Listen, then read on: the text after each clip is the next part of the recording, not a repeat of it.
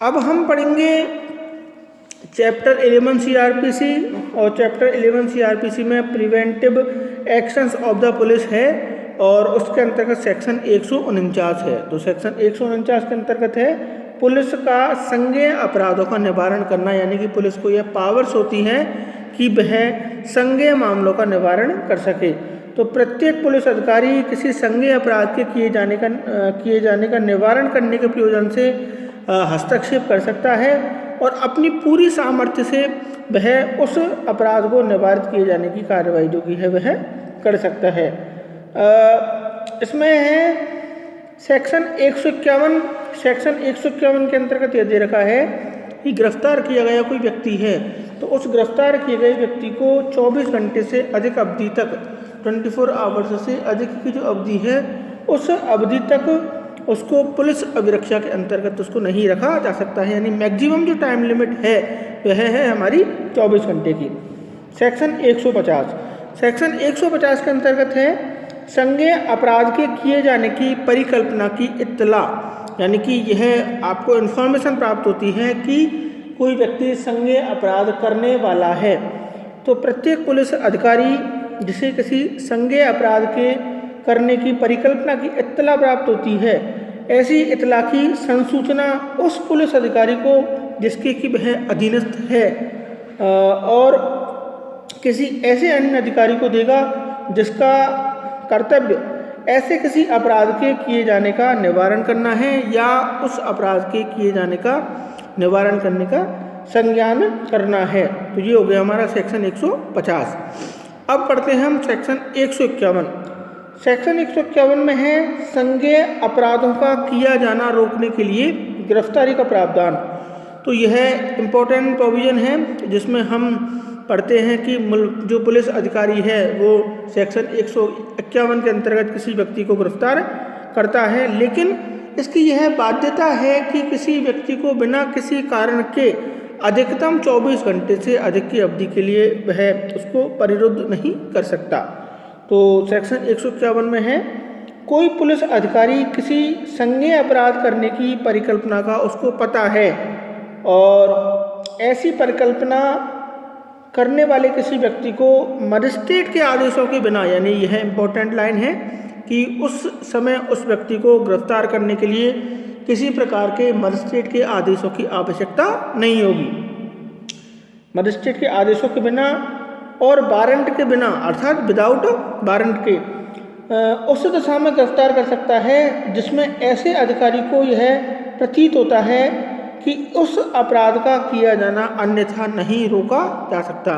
यानी जब वह पुलिस अधिकारी इस अनुमान के साथ पूरी तरह से निश्चित होता है कि यदि हम किसी व्यक्ति को गिरफ्तार नहीं करेंगे, अरेस्ट उसको नहीं करेंगे, तो यह पॉसिबल ही नहीं है कि हम उस अपराध को किया जाना रोक सकें। तो उस अपराध को किया जाना निवारित करने के लिए ऐसा पुलिस अधिकारी उस व्यक्ति को जो अपराध करने में संयुक्त हो सकता है या जिसके द्वारा किसी अपराध का किया जाना प्रतीत होता हो उसको वह गिरफ्तार कर सकता है। तो यह सेक्शन हमारा इम्पोर्टेंट सेक्शन है। इसके बाद सेक्शन 151 सब क्लोज 2।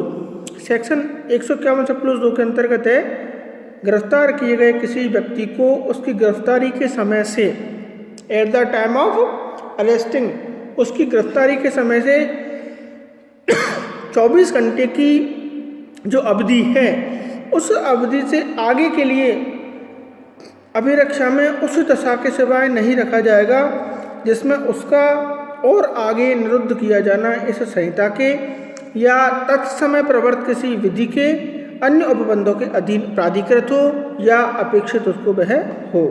अब हम इसमें केस इसमें बहुत अच्छा है, इसमें वो पढ़ेंगे जोगिंदर कुमार बनाम state of Uttar Pradesh, AIR 1994, supreme court 1349। तो जोगिंदर कुमार का जो केस है वह अवैध गिरफ्तारी और निरोध से संरक्षण के संदर्भ में है।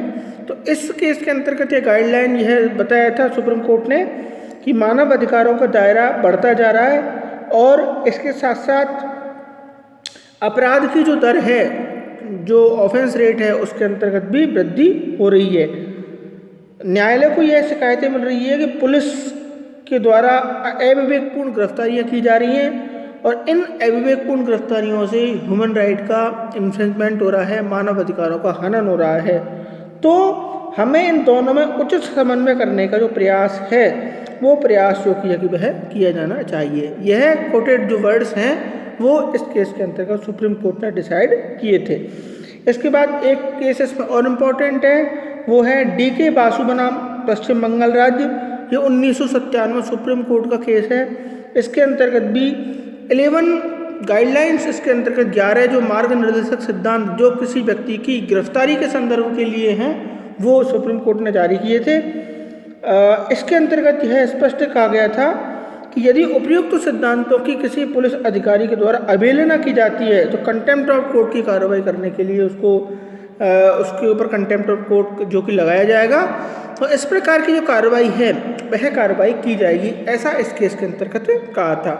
अब हमारा सेक्शन आता है 152। सेक्शन 152 के अंतर्गत है लोक संपत्ति की हानि का निवारण करना, यानी कि पब्लिक जो प्रॉपर्टी है उस प्रॉपर्टी को किसी प्रकार से कोई डैमेज नहीं हो उसको प्रोटेक्ट करने के बारे में जो सिद्धांत है वो हमारा सेक्शन 152 के अंतर्गत इसमें दिया गया है। और यह कहा गया है कि किसी पुलिस अधिकारी की दृष्टिगोचरता में, यानी कि उसकी देखने में किसी जंगम की या स्थावर लोक संपत्ति को हानि पहुंचाने का प्रयत्न किए जाने पर वह उसका या किसी लोक भूमि चिन्ह का या किसी नौ परिवहन के लिए कोई चिन्ह लगाया गया है, उस चिन्ह का यदि हटाने का काम किसी व्यक्ति के द्वारा किया जा रहा है तो वह अपनी अंतर प्रेरणा से सेल्फ मोटो, यानी कि सीओ मोटो अगर वह व्यक्ति अपना संज्ञान लेता है ऐसा पुलिस अधिकारी, तो ऐसा कार्य करने वाले व्यक्तियों को तुरंत प्रभाव से वह रोक सकता है। ऐसा एक सेक्शन 152 के अंतर्गत जो कि वह कहा गया है कि इस प्रकार के कार्य के निवारण हेतु वह इंटरपोज कर सकता है, अंतर हस्तक्षेप जो किया कि वह कर सकता है। अब हम पढ़ेंगे सेक्शन 153। सेक्शन 153 के अंतर्गत दे रखा है बांट और मापों का निरीक्षण करना, तो यह भी पुलिस अधिकारी है वह कर सकता है।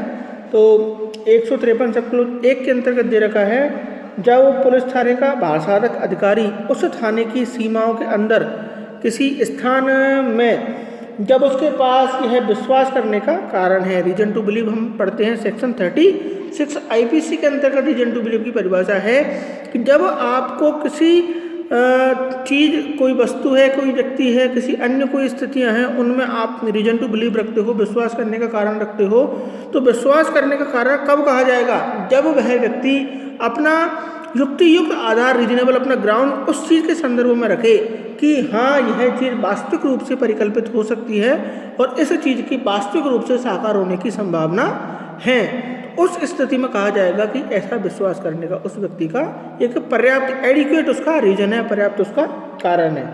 तो जब कोई पुलिस थाने का भारसाधक अधिकारी उस थाने की सीमाओं के अंदर किसी स्थान में जब उसके पास यह विश्वास करने का कारण है कि ऐसे स्थान में कोई बांट, माप या तोड़ने के किसी प्रकार के कोई उपकरण हैं जो कि खोटे हैं, यानी कि उनको वास्तविक रूप से उनकी जो शुद्धता है, क्वालिटी है वो उसमें नहीं है, जितने ग्राम का वो होना चाहिए वो उसके ग्राम का वह नहीं है, वहाँ प्रयुक्त या रखे गए किन्हीं बाटों या मापों को तोलने के उपकरणों के निरीक्षण या तलाशी के प्रयोजन के लिए वह वारंट के बिना उसके अंतर्गत प्रवेश कर सकता है, एंट्री वह कर सकता है। इसके साथ 153 सब क्लोज 2 के अंतर्गत कहा गया है यदि वह उस स्थान में कोई ऐसे बांट, माप या तोलने के किसी प्रकार के कोई उपकरण पाता है जो खोटे हैं तो वह उनको अभिग्रहित कर सकता है, उनको सीज्ड कर सकता है। सीज्ड करने का राइट भी सेक्शन 153 के अंतर्गत एक पुलिस अधिकारी है उसको ग्राउंड है और वह पर्याप्त आधार होने पर, एडुकेट रीजन्स होने पर वह ऐसा कर सकता है। और ऐसे अभिग्रहण की इतला है वह अधिकारिता रखने वाले मजिस्ट्रेट को तत्काल देगा, यानी कि वह अपने जो मजिस्ट्रेट है जिस जुरिस्डिक्शन के अंतर्गत उसने कार्रवाई की है उसको वह इस प्रकार की इतला देगा कि आपकी स्थानीय परिसीमा के अंतर्गत आपके लोकल जो लिमिट्स हैं उन लोकल लिमिट्स के अंतर्गत इस प्रकार का कार्य किया गया है। और वह जब्त किए गए नकली बाटों, मापों के बारे में अपनी रिपोर्ट जो कि वह तत्काल रूप से प्रेषित करेगा। तो आज की कक्षा में हमने चैप्टर 11 को भी पढ़ा। अब हम हमारी जो नेक्स्ट क्लास होगी उस नेक्स्ट क्लास में हम यह पढ़ेंगे चैप्टर 12 को। यह पूरी प्रकार से एक प्रक्रियात्मक, यानी कि यह प्रक्रियात्मक जो इसमें एक चैप्टर है, यह पूरा प्रैक्टिकल चैप्टर इसके अंतर्गत है।